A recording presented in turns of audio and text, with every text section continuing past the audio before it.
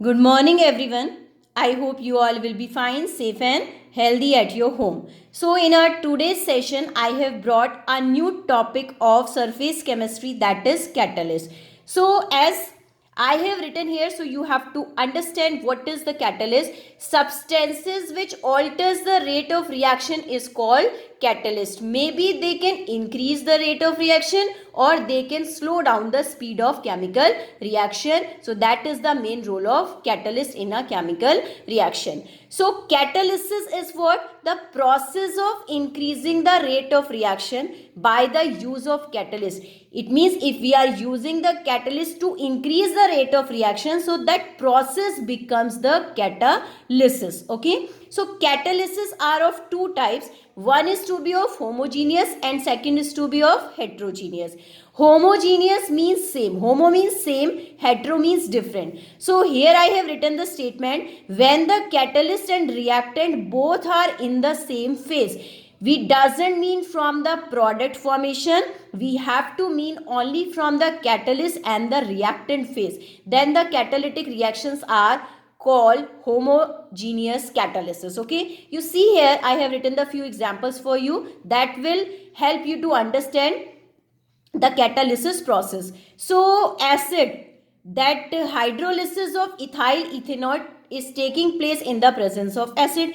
Acid occurs in the form of liquid and these two reactants are also occurring in the form of liquid. Okay, so these phases are similar, so that means this is of homogeneous catalysis. Doesn't mean from the product. Even products are also in a liquid form, but we have to see the phase of catalyst and the reactant. Are they similar or not? Let's see the another example.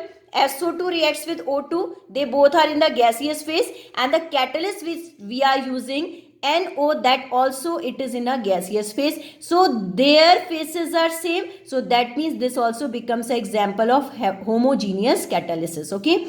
Now in the heterogeneous catalysis, the phase of catalyst and the reactant will be different. See here few example. N2 plus 3H2 gives NH3. They all are in the gaseous phase, reactant and the product, but we have to mean only from the reactant. And the catalyst which we are using, this is iron, and iron most probably occurs in a solid form. So their phases are getting different. So that means this is to be a heterogeneous catalysis. Okay. Now see here that SO2 plus O2, this is in a gaseous form. This is also in a gaseous form, but the platinum which we are using, this is in a solid form. So their phases are getting different. So that also becomes the example for heterogeneous catalysis. Now let's come on the next topic, mechanism of heterogeneous catalysis. This is a modern adsorption theory. It means how the catalyst work in the formation of product. Here I am going to explain. Let us consider this is a surface of catalyst. Whenever you show the surface of catalyst, you must remember that you have to show some free valencies around it. Okay, these two reactants are there, they are lying away from each other. Now when they will come in the contact with of catalyst, then the catalyst will show their adsorption of reactant species. These two reactant A and B, first they will get adsorbed on the surface of catalyst in this way. Now after that, when they will get adsorbed on the surface of catalyst, then the chemical bond formation takes place between two different reactant species. Then the occurrence of chemical reaction forming on intermediate. Okay, now A and B, the chemical bond formation takes place. So this we call it, this is the intermediate form. When they will get stable, then they will get separated from the surface of catalysis. Now desorption of product takes place. A and B, that comes out in the form of product, and catalyst remain as it is. It means doesn't affect on the nature, mass and composition of the catalyst. Now so I have written the few points for this theory. First of all, diffusion of reactant on the surface of catalysis takes place. Now the adsorption of reactant molecule on the surface of catalyst. Third is chemical reaction takes place on the surface of heated catalyst through formation of intermediate. And after that, desorption of product molecule from the surface of catalyst, and at last diffusion of product away from the surface of catalyst. I hope you all have got it. Now we have to understand some important characteristic of catalytic reaction. So the first characteristic is catalysts remain unchanged in mass and chemical composition. As recently I told, during a chemical reaction, catalyst plays a very important role to proceed the formation of product, but doesn't affect on its composition and mass. Okay, now a small quantity of catalyst is generally needed to produce almost unlimited reaction. It means suppose we have to proceed a chemical reaction, so we need a very little amount of catalyst. Next is to be a catalyst in general cannot initiate a reaction. For initiation we need a reactant. Okay, now catalyst is more effective in powdered form. So why the catalysts are more effective in powdered form? Because in that form surface area increases, and increased surface area helpful to increase the rate of reaction. Now a catalyst is specific in its action.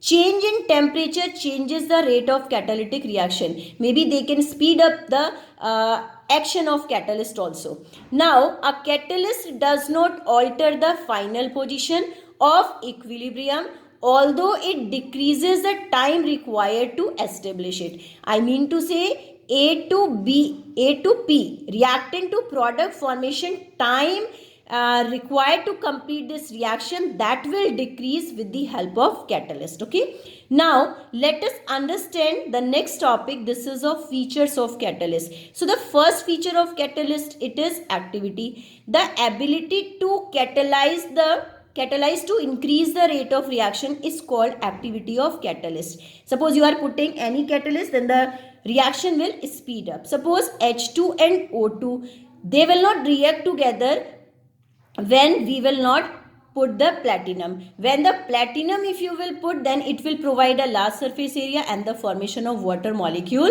takes place. Okay, I hope you all have got it, the activity.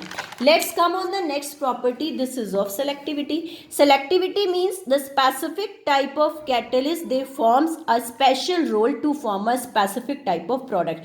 You see here, to understand the mean, you are having same reactant ethanol, but if you will use copper as a catalyst, then it will form ethanol, and when you will use aluminium trioxide as a catalyst, then it will form ethene. It means copper will show in the process of dehydrogenation, means they are helping to remove the hydrogen, and that will help to form ethanol.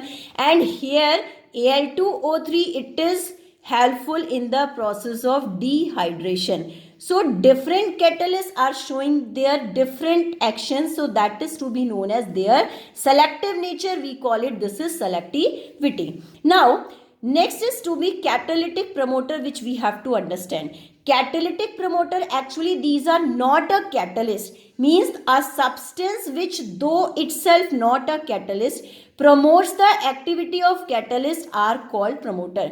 Means they are not a catalyst, but they help to increase the action of catalyst in a chemical reaction, that are to be known as promoter. Let us see here some example. N2 plus 3H2, they are reacting together, they are forming NS3, but here the catalyst is iron. Iron plays a very important role as a catalyst. But molybdenum, why we have used here? So molybdenum doesn't act as catalyst, but it plays a very important role to speed up the activity of this catalyst. This is iron. Okay, so here molybdenum will act as promoter. Now next thing which we have to understand about the catalyst, that is of another type. This is shape selective catalyst. This we call it in a short zeolite. Those catalytic reaction which depend upon the pore size of catalyst and particle size of reactant and product are called as shape selective catalyst. Okay, it means they adjust their pore size according to the nature of reactant. Okay, so we call them, these are zeolites. These are microporous aluminium silicate and have pore size in the range of almost, this is the range 260 to 740 picometer. Now next, before using zeolite as a catalyst, it is strongly heated. We must know that when you will heat up, then their pore size will increase. Okay, that will help you to show the chemical reaction very fast. By heating the undesired undesired substance gets removed from the pores and cavities. Okay. Now, the best example is ZSM5. Its full form is zeolite sieve of molecular porosity 5. Okay, and in short we call it, this is zeolite. Okay, it is used to convert alcohol to gasoline by the process of dehydration, or alcohol to direct, we can write petrol, but the process is to be dehydration. Dehydration means the removal of water molecule. Next, we have to understand the enzyme catalysis. After understanding this, the topic of catalyst will completely finish from this chapter. Enzymes are made up of protein, that we must know that, and they act as biological catalysts. So we call them biocatalyst also. So in short, you can say all biocatalysts are called enzyme. All biocatalysts are called enzymes. Here you must know that. That is, they catalyze the reaction taking place in a living being. So whatever the process in our body also takes place, that also take place with the help of enzyme. So these enzymes are to be known as biological catalysts. So here you have to understand how they work in the body. Mechanism of enzyme catalysis reaction. So first, enzyme reacts with substrate. Here substrate is to be reactant to form enzyme substrate complex.